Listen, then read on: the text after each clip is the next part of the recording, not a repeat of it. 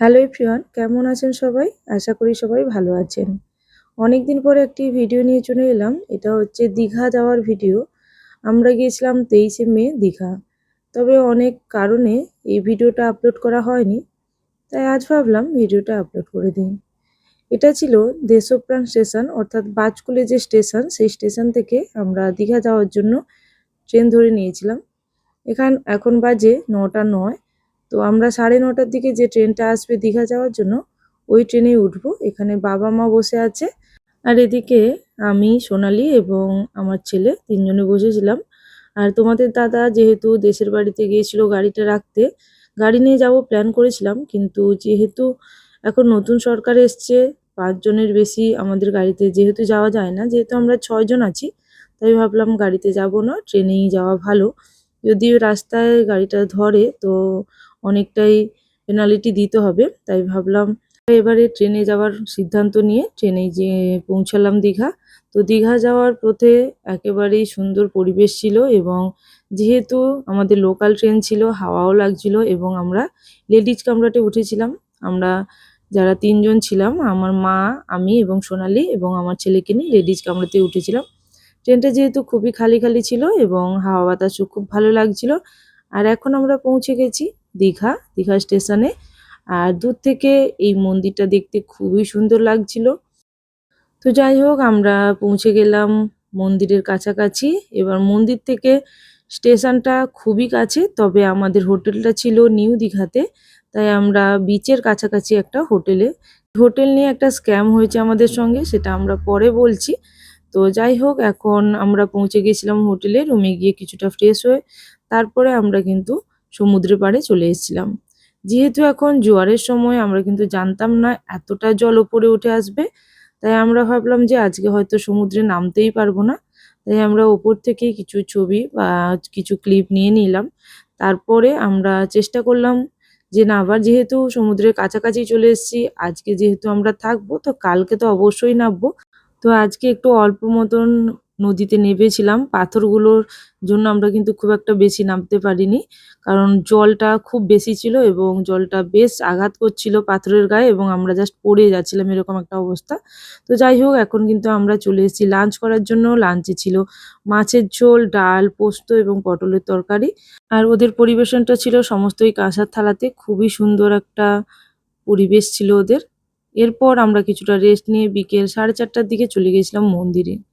আর সত্যি কথা বলতে কি, এই সময় মন্দিরে গিয়ে আমরা খুবই ভালো একটা এক্সপিরিয়েন্স শেয়ার করছি, যে এটা ছিল মন্দিরে যাওয়ার একদম পারফেক্ট টাইম। কারণ সূর্য গড়ে গেছে এবং তার সঙ্গে এই যে লাইটগুলো দেখতেও কিন্তু খুবই সুন্দর লাগছিল।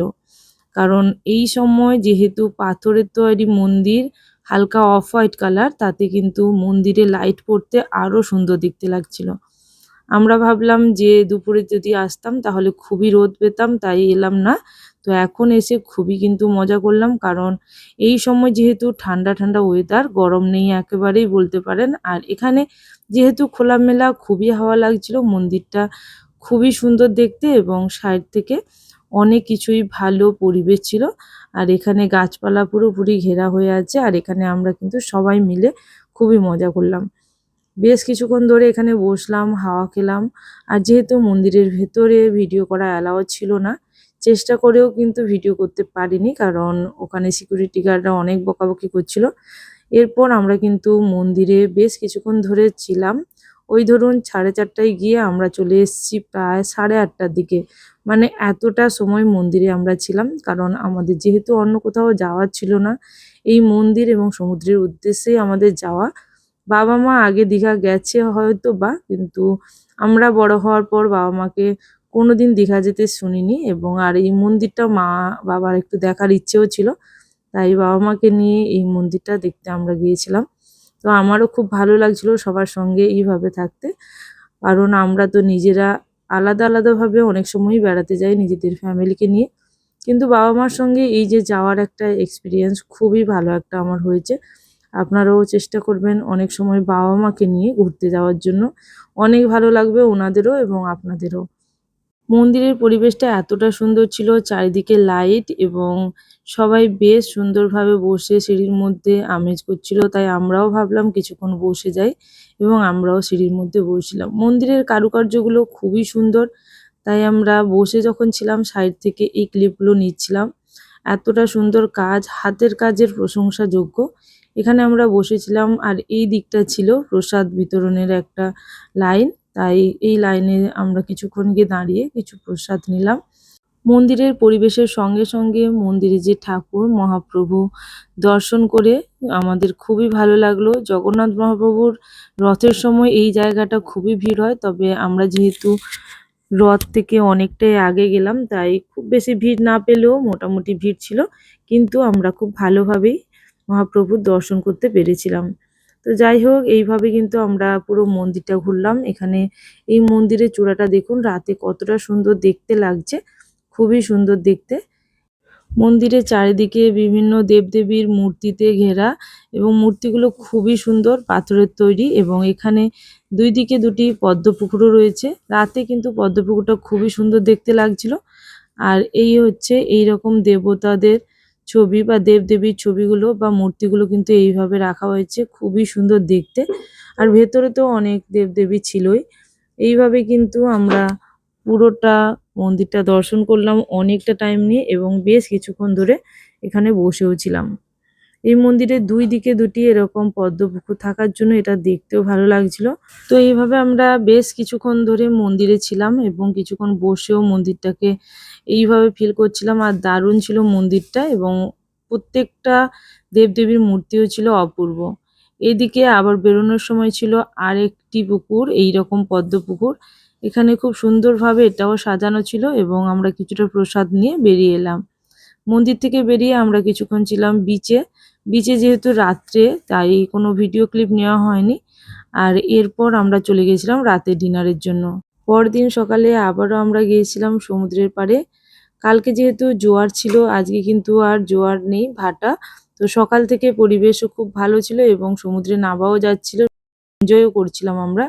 তো এখন আমরা এই সমুদ্রের জন্য যেহেতু এসেছিলাম দীঘা, তো সমুদ্রে নেমে পড়েছিলাম। তারপর আমরা প্রায় 2-2.5 ঘন্টা কিন্তু সমুদ্রেই ছিলাম।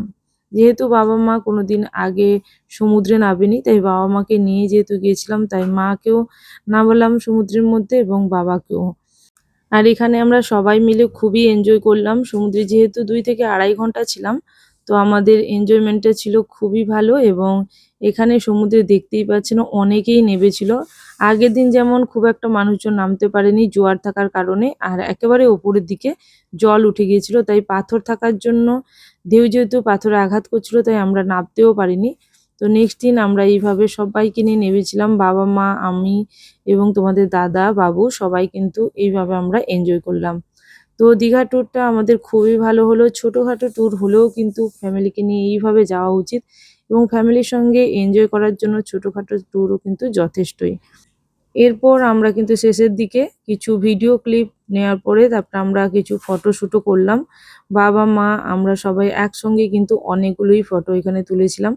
এরপর আমরা বাড়ি চলে আসব, যেহেতু আমরা একদিনের জন্যই গিয়েছিলাম।